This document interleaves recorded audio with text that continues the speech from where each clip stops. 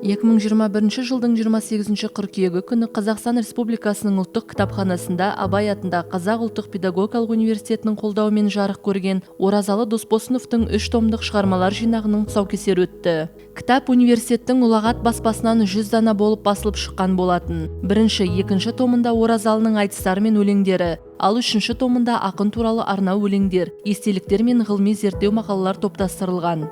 Оқырманға жол тартқан кітаптың тұсауын Қазақстан Республикасының еңбек сіңірген қайраткері, айтыс ақындары мен жыршы термешілерінің халықаралық одағы Республикалық қоғамдық бірлестігінің басқарма төрағасы ақын Жүрсін Ерман, Абай атындағы Қазақ ұлттық педагогикалық университетінің академиялық мәселелер жөніндегі проректоры Мақтағали Бектемесов, Қазақстан жазушылар одағы басқарма төрағасының орынбасары, Алаш сыйлығының иегері ақын Бақыт Беделхан, Балдырған журналының бас редакторы Дүйсен Мүсірәліұлы кесті.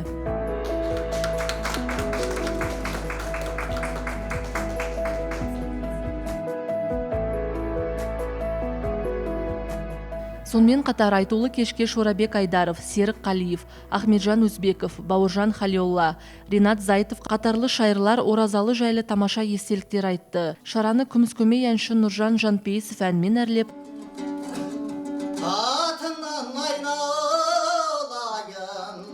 Абай атында Қазақ ұлттық педагогикалық университетінің студенті Алтынай Қанапия мен Бекжан Базарбек айтыспен ажарын кіргізді.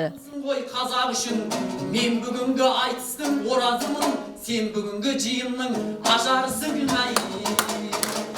Сондай-ақ аталған кешке Абай атында Қазақ ұлттық педагогикалық университетінің әлеуметтік даму жөніндегі проректоры Шыңғыс Нұрланов, Оразалы Досбосынұлының қызы Нұрайша, ақынның ағайындары және белгілі жас айтыскерлер қатысты. Кітаптың тұсаукесерін белгілі айтыскер журналист Бақыт Жағыпаров жүргізді.